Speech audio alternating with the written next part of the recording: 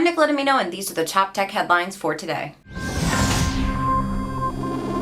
Raspberry Pi is public. Raspberry Pi just went public on the London Stock Exchange. Shares jumped 32% after their IPO, and retail investors were able to start buying on Friday. Known for their tiny, affordable computers, Raspberry Pi has sold over 60 million units and made over $266 million just last year. The US is investing in chip manufacturing. The US is pouring money into chip manufacturers like never before. Thanks to the CHIPS Act, 2024's spend on chip manufacturing facilities is going to match the last 27 years combined. This investment is set to triple the US's chip making capacity by 2032. Broadcom's AI chip boom. Broadcom shares shot up about 15% as the demand for AI chips soared. Broadcom has seen a 76% rise in its stock over the past year as a result of the AI tech surge. And Samsung is speeding up AI chip production. They are doing this by streamlining their manufacturing process. They've cut production time by about 20%,